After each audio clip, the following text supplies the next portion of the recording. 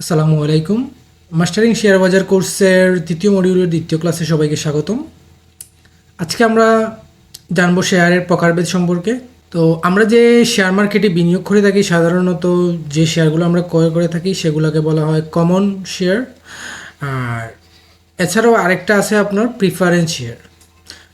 তো এই যে দুইটি শেয়ারের ধরন, এই সম্পর্কে আজকে আমরা জানবো এগুলোর মধ্যে তফাৎ কী এবং কী কী সুবিধা বা অসুবিধা রয়েছে। সো চলুন আমরা শুরু করি।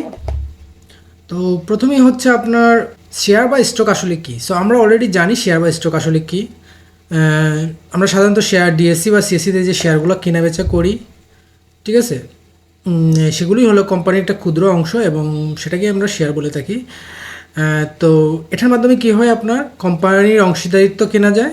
শেয়ার মানে একটা কোম্পানির ছোটো অংশ আপনি কিনে নিলেন। তারপর শেয়ার হোল্ডার, যিনি শেয়ার কেনেন তিনি শেয়ার হোল্ডার বা আপনি কোম্পানির একটা অংশীদার হলেন, ঠিক আছে। তারপরে লাভ ক্ষতির অংশ। সো কোম্পানি যদি বছরে ভালো লাভ করে, তাহলে তারা ডিভিডেন্ড আকারে তার একটা পার্সেন্টেজ আপনার তার শেয়ার হোল্ডারকে দিয়ে রাখে। সো আপনি একটা লাভের অংশ পেলেন। আর যদি লস হয় তাহলে আপনি কোনো লাভ পাবেন না, ঠিক আছে। তো পাশাপাশি আপনার তো ক্যাপিটাল গেইনের একটা বিষয় আছে। যদি আপনার শেয়ারটা 20 টাকা কেনা থাকে, ওইটা যদি 30 টাকা বাড়ে, 10 টাকা বাড়ে, তাহলে আপনি একটা ক্যাপিটাল গেইনও পাচ্ছেন। তো এই এই যে বিষয়টা, এটাই হচ্ছে আপনার এই একটা কমন স্টকের একটা বৈশিষ্ট্য। তো সাধারণ শেয়ারের কোম্পানির মালিকানা যেটাকে বলা হয়, সেটা আপনার কাছেই থাকে। ধরেন আপনি 10টা শেয়ার কিনলেন, তার মানে আপনি 10টা শেয়ারের মালিকানা আপনার রয়েছে এবং আপনি তাদের বার্ষিক যে এজিএম হয় সেখানে আপনার একটা ভোট প্রদানের অধিকার থাকবে।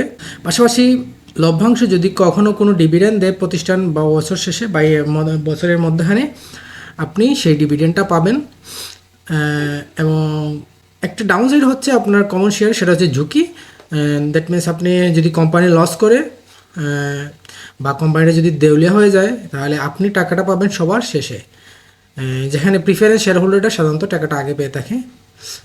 এর কারণটা হচ্ছে আপনার, আমি যদি পরবর্তী স্লাইডে যাই, তো প্রিফারেন্স শেয়ারের বাংলাটা হচ্ছে অগ্রাধিকার শেয়ার। সো এখানে কিছু বিষয়ে অগ্রাধিকার দেওয়া হয় এদেরকে। এখানে ডিভিডেন্ডটা ফিক্স থাকে। সো কোম্পানি লাভ করুক আর লস করুক, বছর শেষে একটা নির্দিষ্ট হারে ডিভিডেন্ড প্রিফারেন্স শেয়ার হোল্ডারদেরকে দিতেই হবে। তো এটা ফিক্সড। তারপরে পেমেন্টের অগ্রাধিকার, সাধারণ শেয়ার হোল্ডারদের আগে প্রিফারেন্স শেয়ার হোল্ডারদেরকে পেমেন্ট করা হয়। এবং একটা ডাউনসাইড হচ্ছে তাদের কোনো ভোটের অধিকার নাই। এজিএম বা বার্ষিক সভায়, কোম্পানির বার্ষিক সভায় তারা কোনো মতামত দিতে পারবে না। কিন্তু একটা নিরাপত্তা হচ্ছে এই শেয়ারের ক্ষেত্রে, যে আপনি কোম্পানি যদি বন্ধ হয় তাহলে সাধারণ শেয়ার হোল্ডারের থেকেও আগে অগ্রাধিকার শেয়ার হোল্ডাররা টাকাটা আগে পাবে। দ্যাট মিন্স আপনার যদি কোম্পানিটা বন্ধ হয়ে যায়, তাহলে ওর টোটাল অ্যাসেট বিক্রি করে যে টাকাটা হবে, সেটা আগে প্রিফারেন্স শেয়ার হোল্ডারদেরকে পল্টন করা হবে, তারপরে আপনার জেনারেল শেয়ার হোল্ডারদেরকে পল্টন করা হবে যদি অবশিষ্ট থাকে। তো এটা একটা এক্সাম্পল যদি ধরা হয়, তাহলে ধরেন আপনার একটা রেস্টুরেন্ট, আপনারা কয়েকজন বন্ধু মিলে রেস্টুরেন্ট দিলেন এবং সেখানে সাধারণ কিছু শেয়ার হোল্ডার আছে। সো যিনি সাধারণ শেয়ার হোল্ডার থাকবেন উনি সব বিষয়ে সব সিদ্ধান্তে মতামত দিতে পারবেন।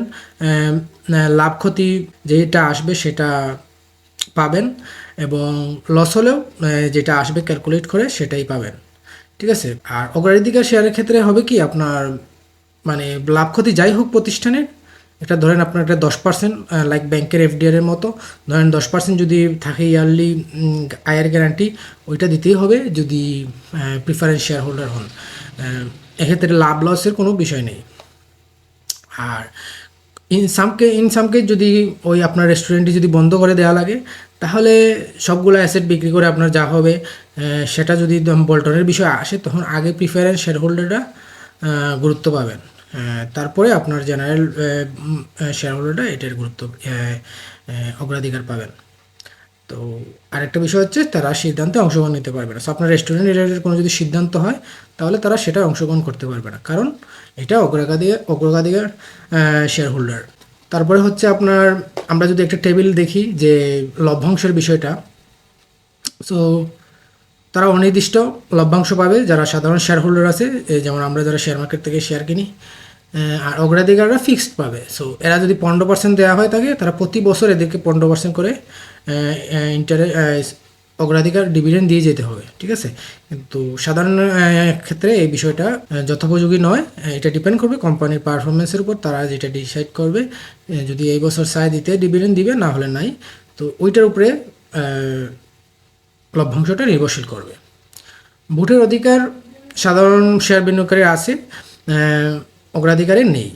ঝুঁকি যদি কথা বলি, তাহলে ঝুঁকিটা সাধারণ শেয়ার হোল্ডারের তুলনামূলক বেশি, অগ্রাধিকার শেয়ারে তুলনামূলক কম। তারপরে মালিকানা, পূর্ণ মালিকানা ও নিয়ন্ত্রণ, সীমিত নিয়ন্ত্রণ।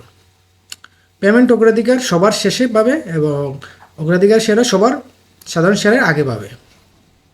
আর লাভের সম্ভাবনার কথা যদি বলি, তাহলে লাভের সম্ভাবনা উচ্চ, কারণ আপনার কোম্পানি যদি সামহাও কোনো বছর আপনার প্রতি 10 টাকার শেয়ারে 300 টাকা ডিভিডেন্ড দেয়, তাহলে আপনি সেটাই পাচ্ছেন। কিন্তু এখানে যদি ওই বছর যদি কোম্পানি 300 টাকাও দেয় প্রতি 10 টাকার শেয়ারের এগেনিস্টে, কিন্তু যারা অগ্রাধিকার শেয়ার আছে তারা সেই টাকাটা পাবে না। তারা পাবে আপনার যদি 15% হয়, তাহলে ওই সেই 15%ই পাবে আর কি।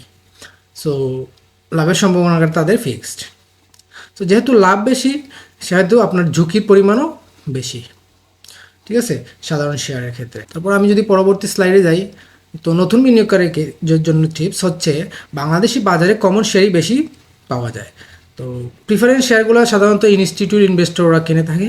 তো বাংলাদেশের বাজারে আমরা সাধারণত বেশি প্রিফেয়ার করি আপনার কমন স্টকগুলোকেই, এবং দীর্ঘমেয়াদী বিনিয়োগে আপনার কমন স্টকগুলোই বেশি প্রফিটেবল, কারণ এখানে আপনি একটা বড় লাভ করতে পারবেন যদি আপনি ভালো কোম্পানি চুজ করেন এবং ওইটার যদি গ্রোথ ভালো থাকে। তাহলে আপনার প্রথমে হয়তো কিছু স্লো রিটার্ন দিবে, কিন্তু ধীরে ধীরে আপনার ওই রিটার্নটা ভালো আসবে।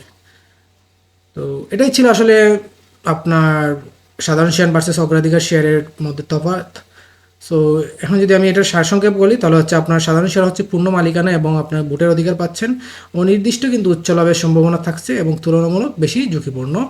সো ঝুঁকিপূর্ণ বলতেই আপনার লাভের সম্ভাবনাও বেশি, এবং অগ্রাধিকার শেয়ারে আপনি নির্দিষ্ট লভ্যাংশ এবং পেমেন্ট অগ্রাধিকার পাচ্ছেন, ভোটের অধিকার নেই এবং তুলনামূলক কম ঝুঁকি আছে। তো এখন এটা আপনার উপর ডিপেন্ড করবে, আপনি কী ধরনের রিস্ক নিতে পারবেন, তার উপর আপনি এটা ইন্টারেস্টেড হলে আপনি প্রিফারেন্স শেয়ার অংশগ্রহণ করতে পারেন। কিছুদিন আগে আপনার রেনেটা মনে হয় প্রিফারেন্স শেয়ার ছেড়েছিল। সো যাদের একটা নির্দিষ্ট অ্যামাউন্টের রেনেটার শেয়ার আগে থেকে ছিল, তারা হয়তো আবেদন করতে পারছে, I am not sure. But preference share কিনা যায় মনে হয়, তবে ইনস্টিটিউশনরা এরা এটি বিশেষ করে প্রিফার করে, কারণ তারা চায় একটা স্টেবল রিটার্ন হালকা রিস্কের মধ্যে। তো যাই হোক, আশা করি আজকের ছোটো ক্লাসটি আপনারা সবাই বুঝতে পারছেন, এবং ক্লাস সম্পর্কে কোন প্রশ্ন থাকলে অবশ্যই আমাদের গ্রুপে করতে পারেন, অথবা এই ভিডিওর কমেন্ট সেকশনে করতে পারেন। আর এই ক্লাস সম্পর্কে যা যা শিখলেন তার একটা শর্ট যদি টেস্ট করতে চান, তাহলে আপনি ভিডিও ডিসক্রিপশনে দেওয়া একটা ফর্ম আছে, ওই ফর্মে গিয়ে একটা কুইজে অংশগ্রহণ করবেন, তাহলে আপনি আপনার নলেজটা চেক করে নিতে পারবেন। তো ধন্যবাদ। পরবর্তী ভিডিওর জন্য অবশ্যই চ্যানেলে সাবস্ক্রাইব করবেন। ভালো থাকবেন। আল্লাহ হাফিজ।